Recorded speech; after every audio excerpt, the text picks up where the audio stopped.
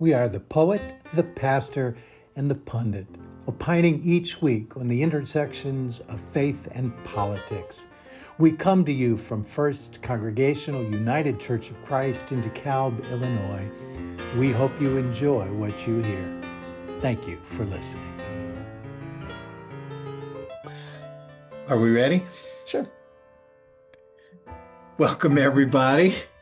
We are the poet, the pastor, and the pundit, opining each week on the intersection of faith and politics.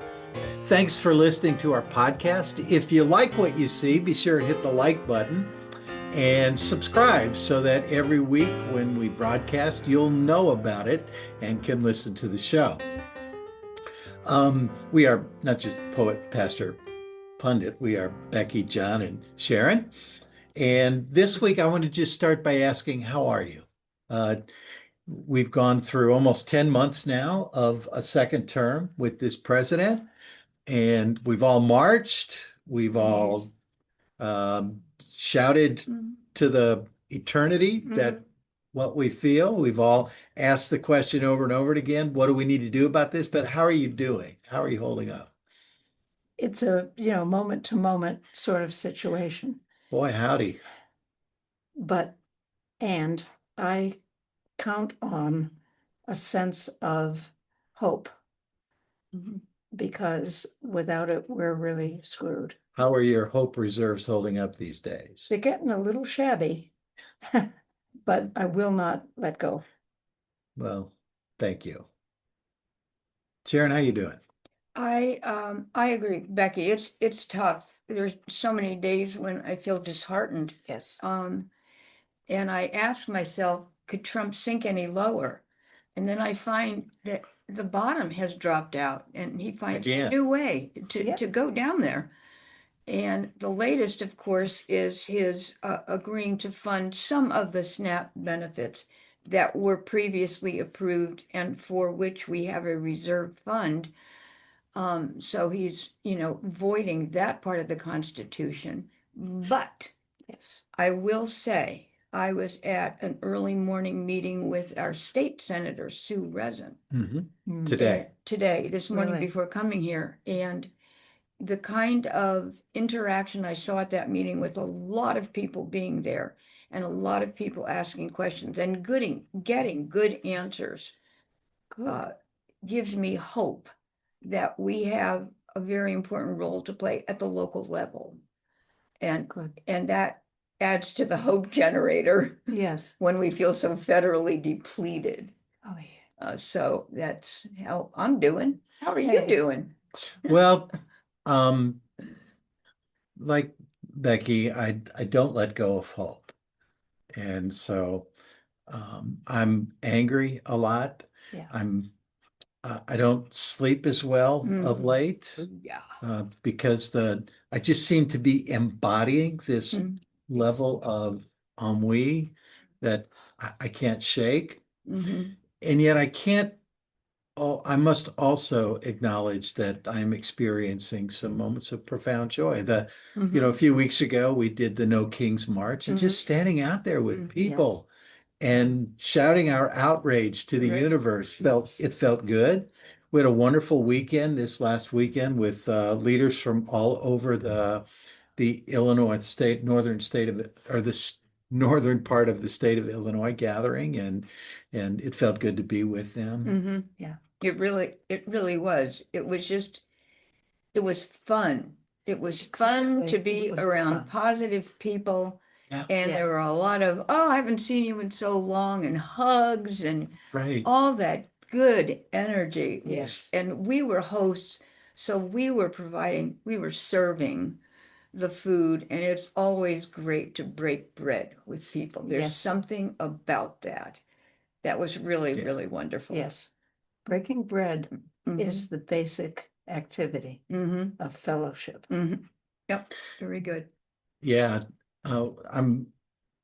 People would be surprised that I have been many times at how much time Jesus spent talking about how we eat with one another.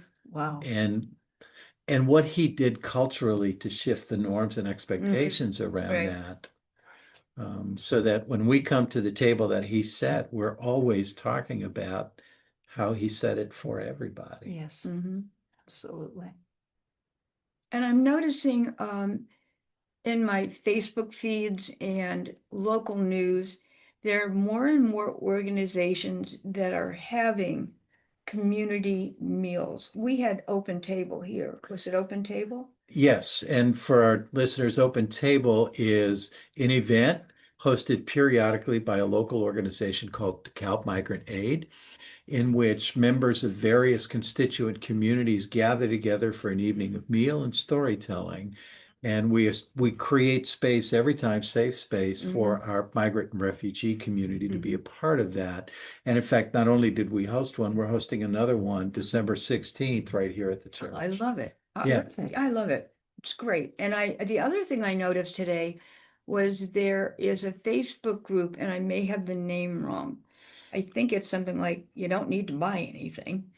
And share what you have, share what you don't need, share things that you're willing to give away, and people posting.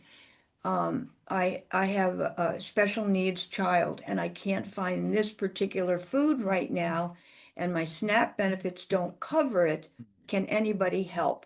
And the SNAP benefits aren't covering anything right now.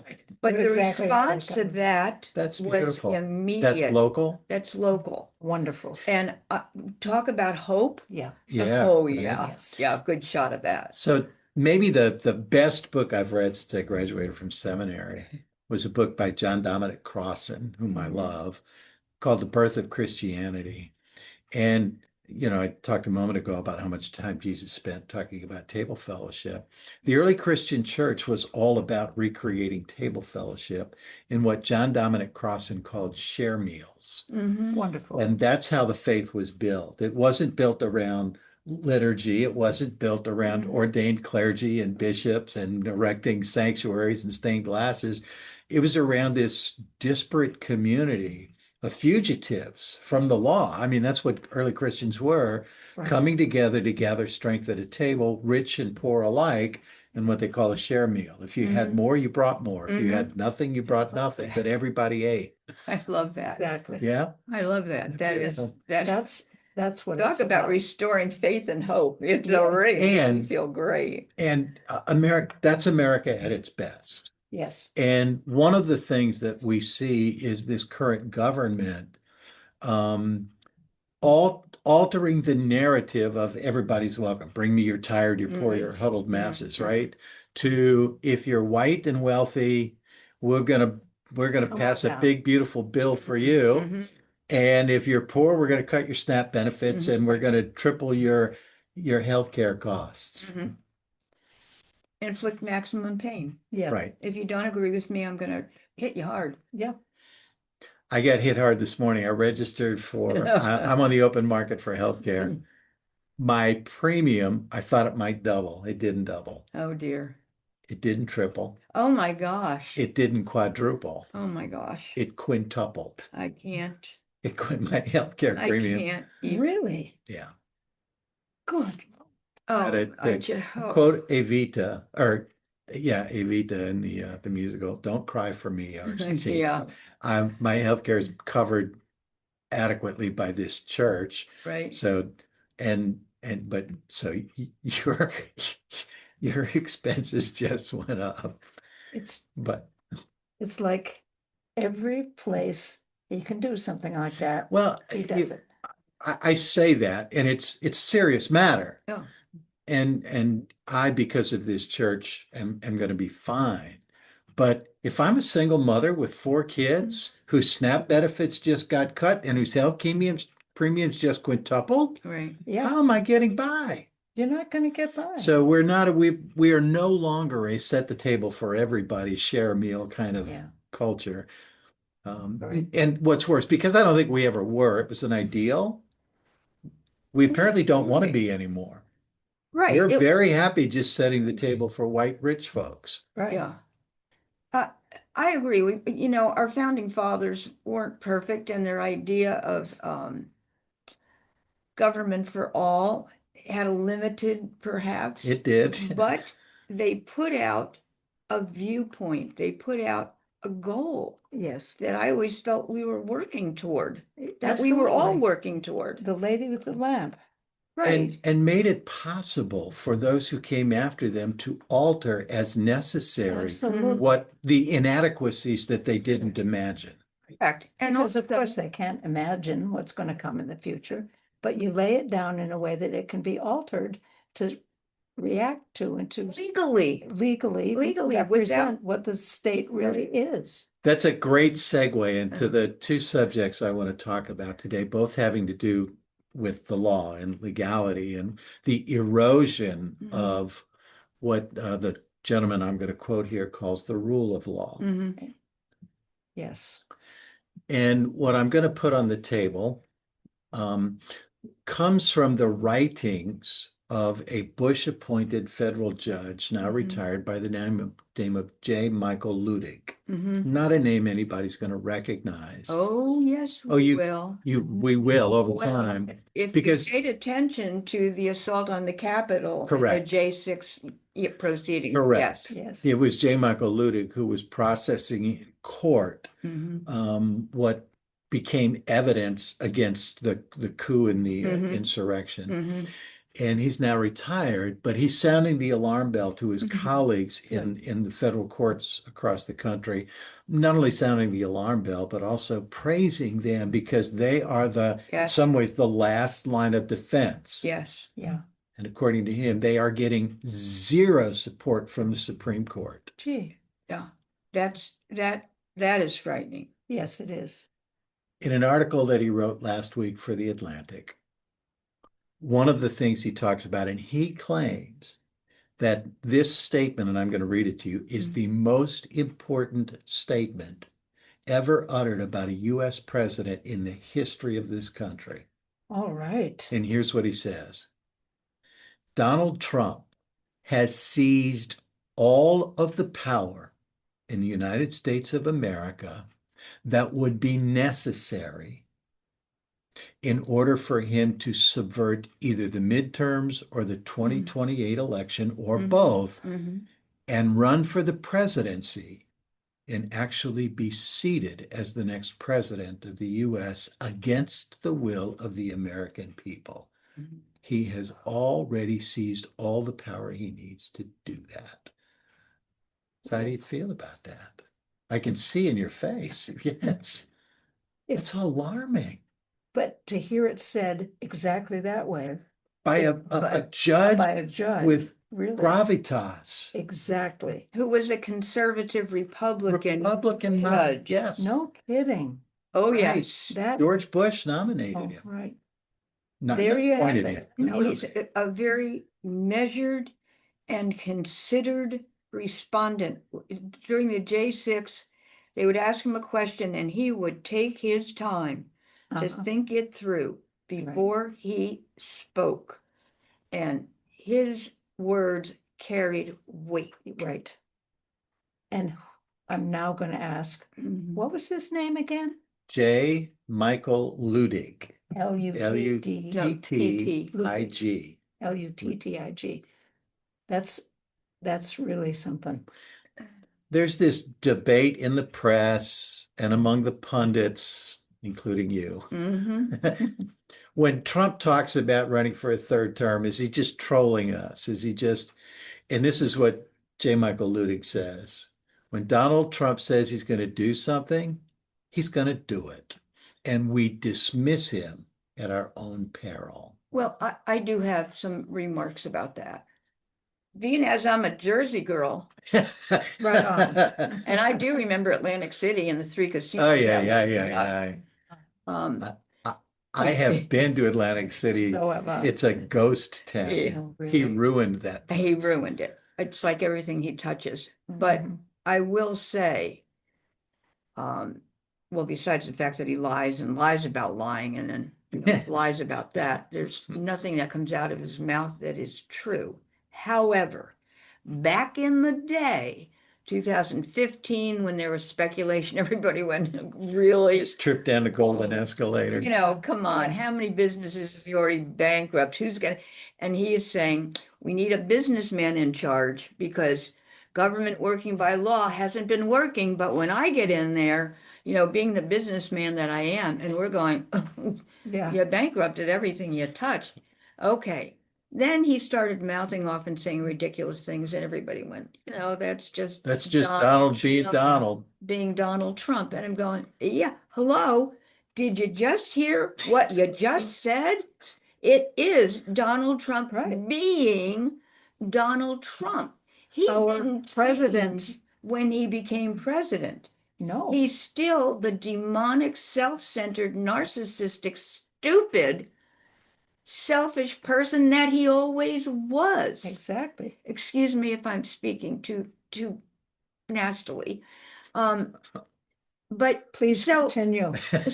but the thing is, and he has claimed this power because we let him do it. That's Right. right. We excused it step by step by That's step, right. saying, oh, it's just, Yeah. you know, when he gets in there, he'll see. Well, No. he didn't get in there on his own. He has the Heritage Foundation and Project 2025 Mhm. giving him the playbook to enact. Good. And we're surprised Good point. at our peril. And At our clearly, peril. it is at our peril. Yes. Boy. I know. So this thought of a third term, which this federal judge, J. Michael Ludick, says unequivocally has no wiggle room in the Constitution. Right. Correct. Um, In our current in our Constitution. current Constitution, right? Regardless of what Steve Bannon, Steve Miller, and others are going to postulate regarding originalism and the amendments, there's no wiggle room here. No. He also points out the extent to which our government now, and we're talking about the federal courts, appears in federal court and testifies and hears judges' response to our government sounding something like, "You're lying. I don't believe you." And the erosion Yes. in the courts Mhm. of their confidence in the government's testifying and the Right. evidence that they Mhm. bring is eroding the Right. public's confidence Yes. in the rule of law. And But that's been going on for a while because wealthy people always seem to be getting off easily. but here's the difference. Wealthy people will show up with their expensive attorneys and spin something in one way or another in order to get the judge or the jury to rule in their favor. We're not talking about our federal government, the Department of Justice. We're talking about the FBI. Right. We're talking about Homeland Security, right? We're talking about the U.S. military run by Pete Hegseth Mhm. showing up and responding to questions to judges Mhm. that they know, giving responses that they know are lies and that the judge knows are lies. Mhm. When the Department of Justice was told by a federal judge or asked by a federal judge the day that those airplanes went to El Salvador, Right.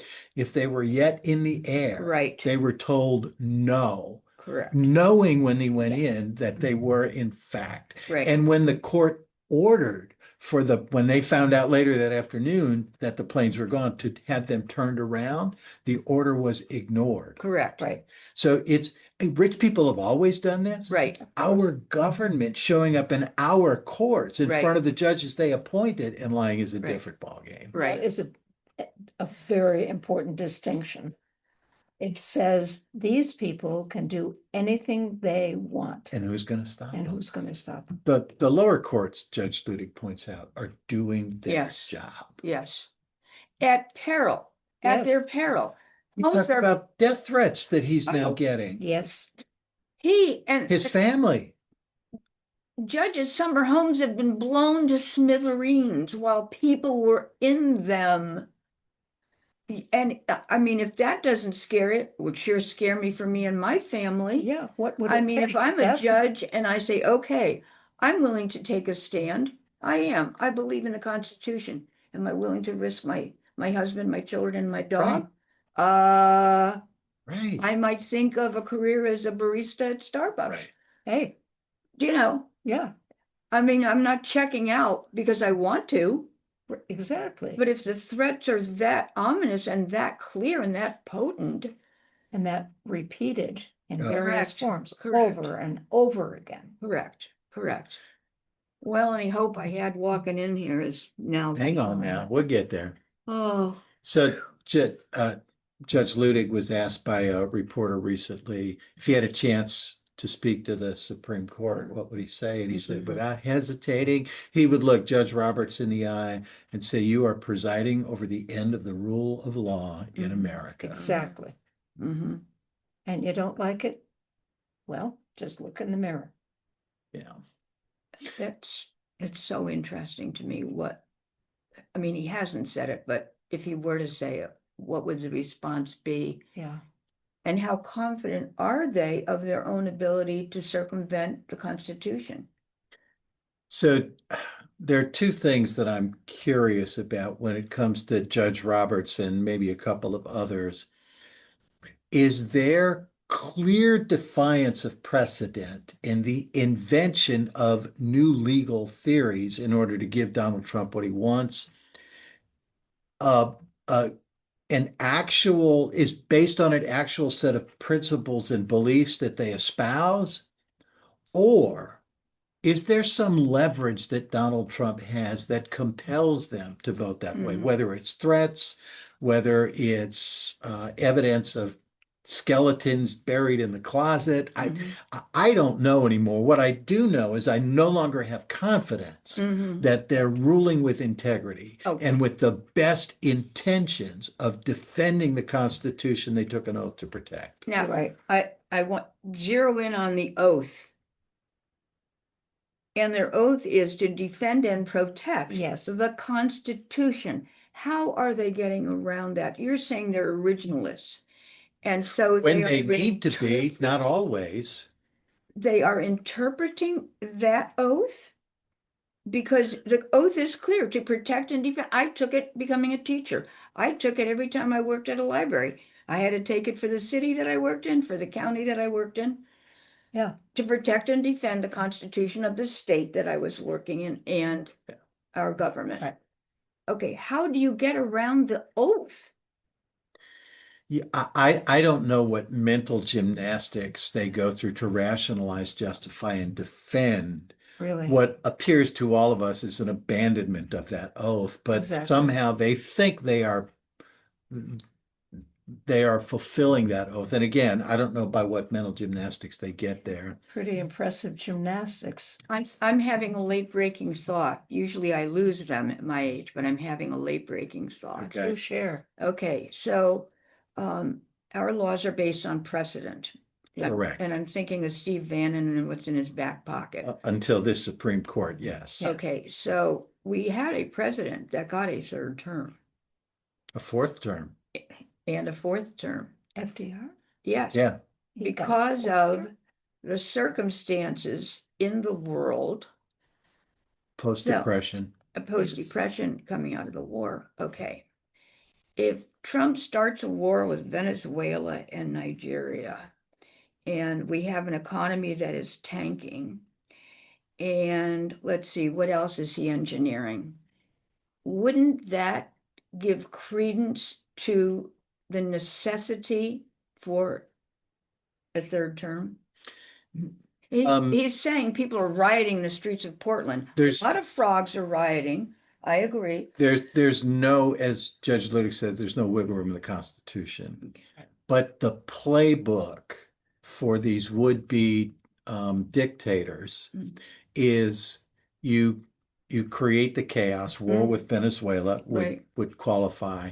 Declare martial law. Right.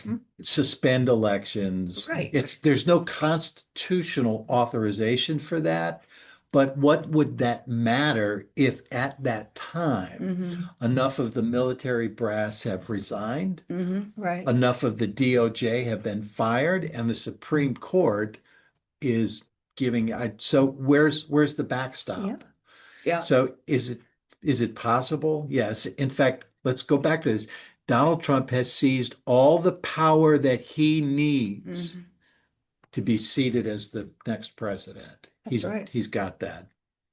I'm going to shift gears just one real quickly. We're going to stay focused on the Supreme Court, which in 2 days from the taping of this, we'll be hearing arguments about whether or not to overturn the previous Supreme Court's decision in Obergefell v. Hodges, which was the decision that made marriage equality the law of the land, right?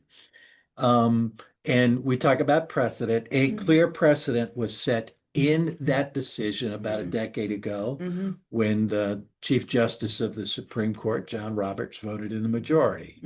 But now they're considering arguments about whether or not that can be overturned. And if they do, 38 states already have laws on their books that would automatically end same-gender weddings in their state. Okay, 38. 38 states. I would have guessed maybe a dozen. 38. That's alarming. This started 2, maybe 3 years ago when there was hope that the Supreme Court might get to a moment like this, and their legislatures passed what's called like a kick-in bill that if and when, then this, and they've already passed those. So a Supreme Court judge can kind of just change his mind, and that alters the whole. This is bizarre. Yes, it is. The whole course of our country, because Roberts, changed his mind. Is that what I'm hearing? Is that my understanding? Yes, that is. And all I can think is, oh, you're right. You may remember that 10 years ago, I think it was the state of Tennessee, there was a woman whose job it was to sign marriage license. Right. I remember this very clearly. And yes, she refused to sign marriage licenses when it became the law of the land for same-gender couples, claiming religious boundaries. I remember that very well. And she was told by a federal judge she had to. And so she stopped signing any marriage licenses. Yeah. How she didn't lose her job, I don't know. And then the court told her she had to make a decision. She is now suing the courts and petitioning the Supreme Court. What I don't know is if this is part of the same decision, the groundwork for the challenge to Obergefell, or if it's a separate case that's being heard by the Supreme Court, arguing that it is a violation of her freedom of religion to force her as a government employee to sign a marriage license and the courts have said, we're separating your freedom as an individual from your responsibility as an employee of the government. Good. And again, the Supreme Court's going to rule on whether or not she can claim the right to refuse to sign a marriage license. Good heavens. Yeah, which means that everybody that gets hired by the government to do the work of the government now has latitude to say, not for you. Yeah. I haven't been following this case. I haven't either. I have enough on my mind. But I think of my career as a librarian, and it's in the ALA Bill of Rights. It's one of the things. Remember the Bill of Rights kind of went along with the Constitution. But it didn't matter who came to the desk asking for information. We didn't ask for any kind of anything. If you came in looking gay, you still got served. Wow. Or if you were black, or you were a child, or you were in a wheelchair, nothing mattered. Right. We made it as easy as possible to get in the door and to come and ask for help. And so, chagrined is way not adequate. There aren't words adequate. No, there aren't, because it's so easy, apparently, to overturn the sense of rights and the sense of liberties. That's just it. How many decades did people sweat blood and fight to Yes. get Get that here. right? And I Exactly. remember the day that it was announced Yes. and the joy that Oh, came yes. from that. It was wild. The tears that were shed because of all that went into that. Yes. And here we are a decade Right. later Right. with the threat of that human right being taken away again. And That human right is right. religious, what your religion is beside the point that I'm trying to make. I remember when I was out in California, I was having a discussion, and gay marriage came up, and the gentleman said, "You mean you believe in same-sex marriage?" And I mean, it doesn't affect me. Okay, I've been heterosexually married and divorced 4 times, honey. Same sex doesn't apply to me.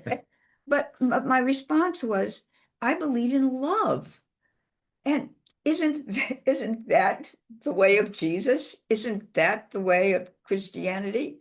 I Right. just, so I'm always floored when things come up that are opposed to loving one another, loving our country. Exactly. All these things that are coming down, having a helicopter land on an apartment building in Chicago is not Really? a loving Zip tying children thing and to throwing do them in bands and to hiding us. them away. our brothers and sisters. Absolutely. And it's so important to remember what you just said, that the basis is love. That's what it's about.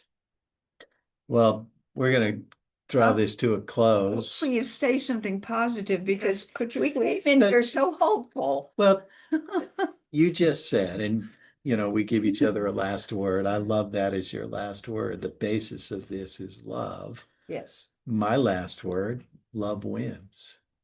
Yes. Every time love wins. And we live through a bunch of shit sometimes Mhm. Yes. to deal with the hatred that seems to always pop up, but love wins. That's, if our faith teaches us anything, that's what it is. And do you have a last word? First, we need to see your Oh, shirt. well, yes, please read my shirt. Introverted, but willing to discuss dismantling systems of oppression. That's I love that. I do want to mention that when I step out like this, I am an INFJ, so it's really, An INTJ. Yeah, there So you- close. Yes, ENFP. Wow, I don't And I even know am you. XYZ. Excellent. But I worked in a shelter, that had to do with domestic Yeah. violence. And we had someone come in who was trained and do that test, Right, the right. Myers-Briggs. Yes, And Myers-Briggs. every single counselor came out ENFP. Yeah, interesting. Interesting. That is most unusual. And in the test was done when I was a librarian at an elementary school. And I was getting the lay of the land from my colleagues and how the test was coming down. And there was a grid of 16 squares. And I just looked at that and said, oh, I'm going to be in a lone square somewhere. And were you? And I looked around at the rest of the staff. And here's the interesting thing.